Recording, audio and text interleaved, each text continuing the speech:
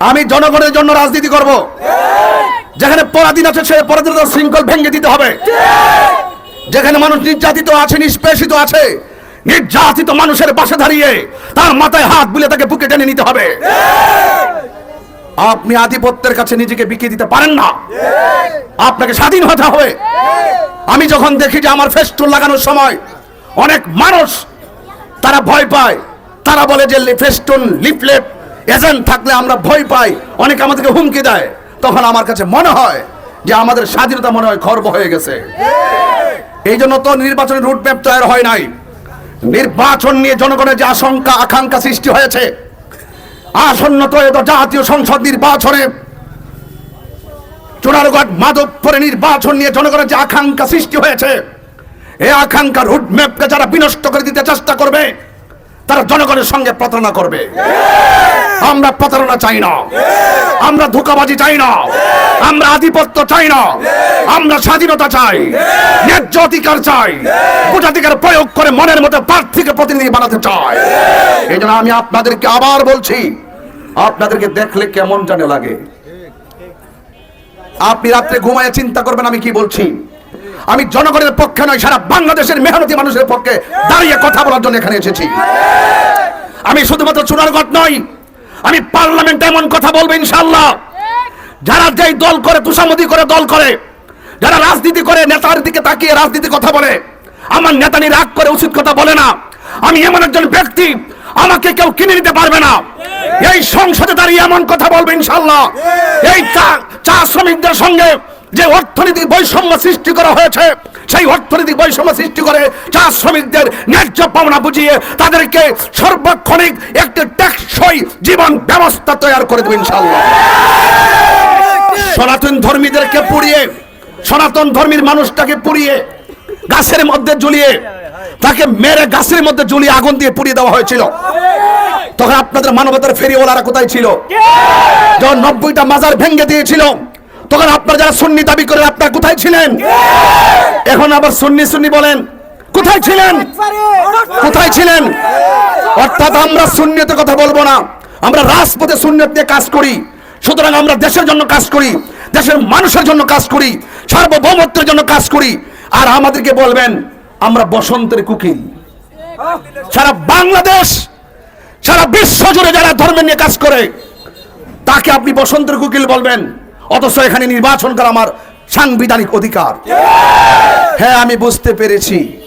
আমি এই আসনে আসার পরে আপনাদের কর্মী যারা আছেন, দল করেন, তাদের সম্মান বাড়ছে। নাইলে জিগাইলে নইলে যারা আমি হাত মিলাইতে গেলে মুরসা মারেন না, এমনে এমনি মুরসা মারে। এই যে আমি যখন হাত মিলাইতে যাই না, তখন এমনি একটা মুরসা দেয়। না না, আর আমি নাইলে জিগাইল নইলে, জিগাইল নইলে বাড়ি বাড়ি গুড়া গাড়িতে বইয়া আনলো নইলে। আমি আইসি দিক কম্পিউটারদের দাম বাড়ছে, ভোটাররা অবহেলার পাত্র হয়ে গেছিল, ভোটাররা গোলাম হয়ে গেছিল, ভোটাররা পরাধীন হয়ে গেছিল। আজকে ভোটারদের সম্মান ফিরে এসেছে। এই জন্য আমাকে আপনারা ভুল বুঝবেন না, আমি আপনার সম্মান ফিরিয়ে দিতে এসেছি, আপনাকে স্বাধীনতার ল্যাম্পলেট দিতে এসেছি। আপনি বুঝেন না আমি কোন ভাষায় কথা বলছি? আমার দিকে সারা বাংলাদেশ তাকিয়ে আছে, এই চুনারুঘাটের দিকে বাংলাদেশ তাকিয়ে আছে। এই জন্য সুষ্ঠু এবং শান্তিপ্রিয়, অবাধ, সবার অংশগ্রহণমূলকভাবেই এবার ত্রয়োদশ জাতীয় সংসদ নির্বাচন অনুষ্ঠিত হবে। লেভেল প্লেইং ঠিক রাখার জন্য আমি সিসি ক্যামেরা থেকে শুরু করে, সেনাবাহিনী থেকে শুরু করে, পুলিশ প্রশাসনের প্রটেক্ট থেকে শুরু করে আমি সব ব্যবস্থা ইনশাল্লাহ করে দিব। সব প্রস্তাব আমি করেছি। এখানে রাতের বুট হবে না, রাতের বুট হবে না।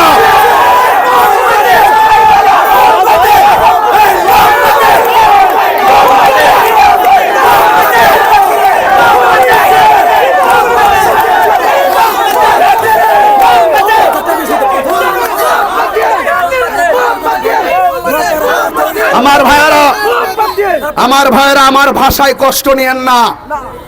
আমি যা বলছি আপনার কল্যাণে, কারণ আমি মানুষের জন্য রাজনীতি করি, আমি মানুষের কল্যাণে রাজনীতি করি।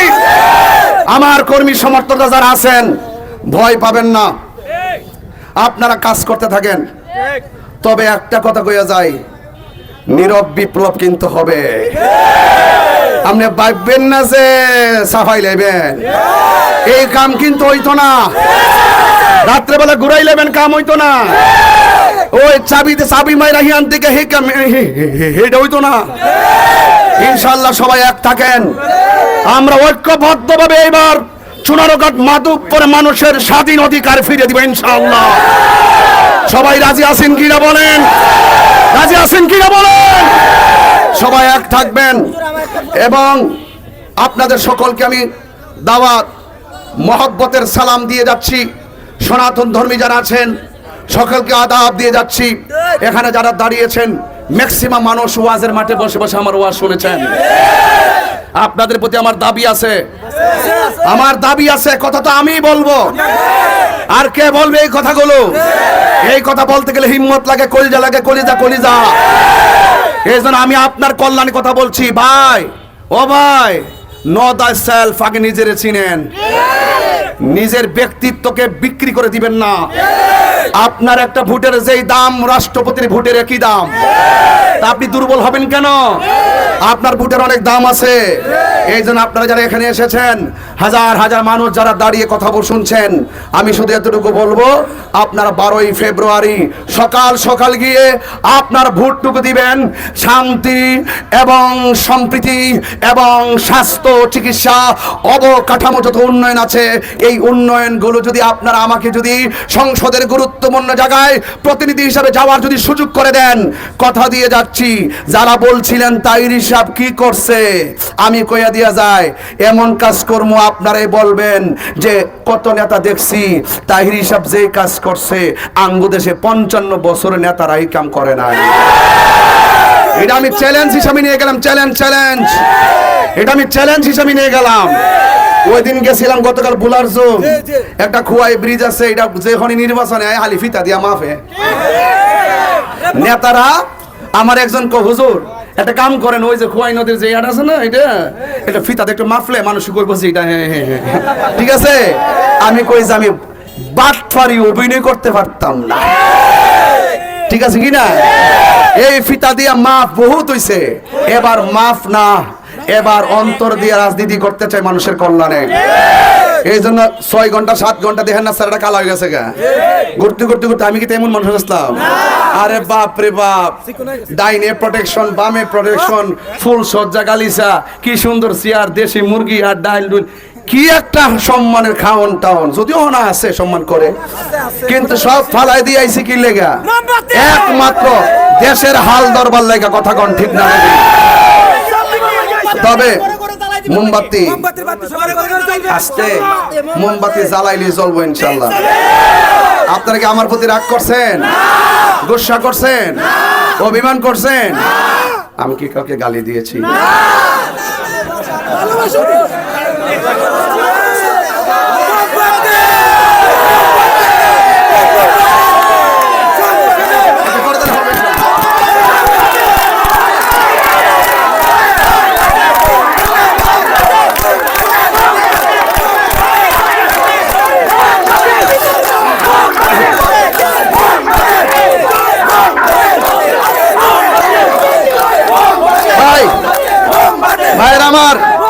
ভাইয়ের আমার, যাক আমি ইতি টানলাম ইনশাল্লাহ। আমি যেহেতু আপনাদের মানুষ, এই যে 12টা 13টা 14টা বছর এই এলাকার সাথে আমার আত্মীয় সম্পর্ক নাকি?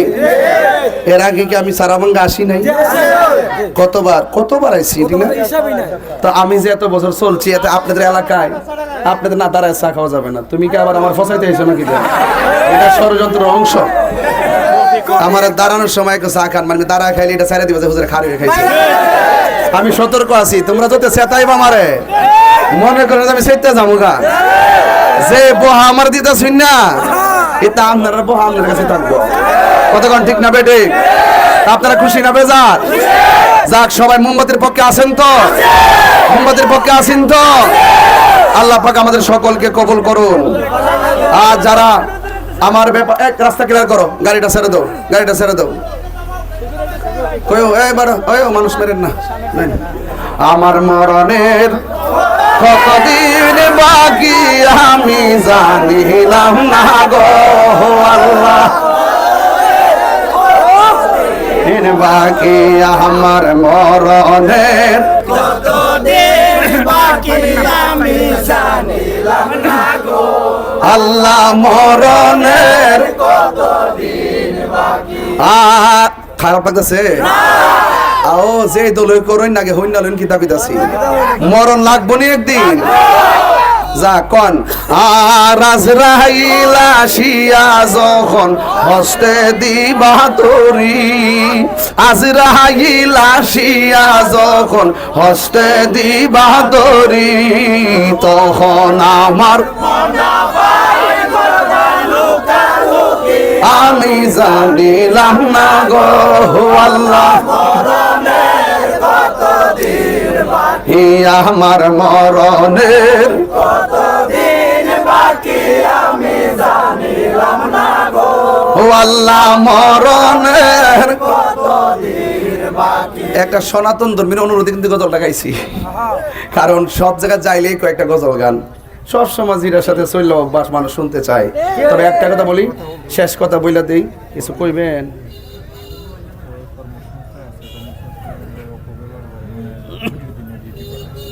যাক আমি না এগুলা বলা আমি বলবো পরে অন্য। যাক আলহামদুলিল্লাহ, আপনারা সবাইকে অনেক কষ্ট দিয়েছি, আপনাদের সবাইকে অনেক কষ্ট দিয়েছি।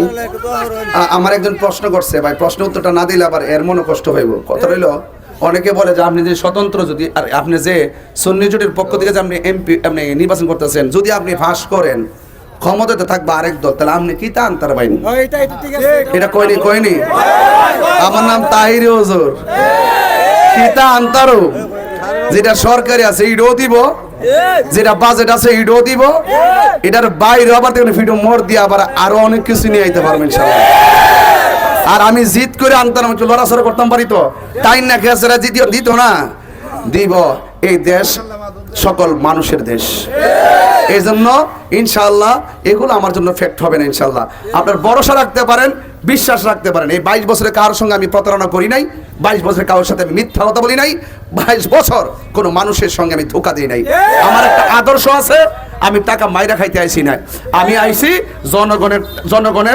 জনগণের বাজেট সুষম বন্টনের আলোকে জনগণের ফিরাই দিব। আমি নিতে আসি নাই, দিতে আসছি।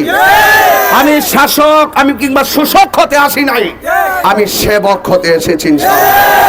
আর ভালো অনেকে বলে বাড়ির বউ আনবে যাইবো গাড়ি, আইতো না তাহিরিরে বানাইবা গেলে আর আইবো নি, কইয়া না বাড়িটারে আসিনি, অফিস নাই, বাড়ি নাই, বক্তব্য দে আর কি। কেন বলে আমার বাড়ি নাই, কি তা শুনছিনি কথা না, এরা রক্তের বাড়িও চিনে না, আত্মার বাড়িও চিনে না, কথা বুঝেনি। এরপরে আমার লাগে কি একটা বাড়ি করা কি ব্যাপার? ব্যাপার। আর আপনার যদি কোন আমার বাড়ি কে লেগা, আমার এই মাধবপুর সুরারগাঁয়ের মানুষ সব আমার আত্মার বাড়ি, কথা বলে ঠিক না? ইনশাআল্লাহ আল্লাহ যদি আমার দয়া করে সর্বোচ্চ চেষ্টা করে আপনাদের পাশেই থাকবো। রেখে যেমন অনেকে বলে যে 12 তারিখ জায়াল ওই লিস্টে, 12 তারিখ জায়াল অব্দি লিস্ট কিন্তু হয়ে গেছে, এটা কোয়ার কি আমার ফুলাফানকে হুজুর লিস্ট বলি করে লাইছে। আমি 12 তারিখ পরে লিস্ট করে এলা, আমি 12 তারিখে তোমাদের সাথে আসি, লিস্ট করে লাইলে 12 তারিখের পরও আসি, ঠিক আছে কি না? টেনশন করার কোনো কারণ নাই ইনশাআল্লাহ। সবাই ভালো থাকবেন, সুস্থ থাকবেন। অনেক লম্বা করে ফেলছে, আমার আরো 4-5 জায়গায় যেতে হবে। সবাইকে আবার সালাম আদাব দিয়ে বিদায় নিচ্ছি। আসসালামু আলাইকুম ওয়া রাহমাতুল্লাহি ওয়া বারাকাতুহু।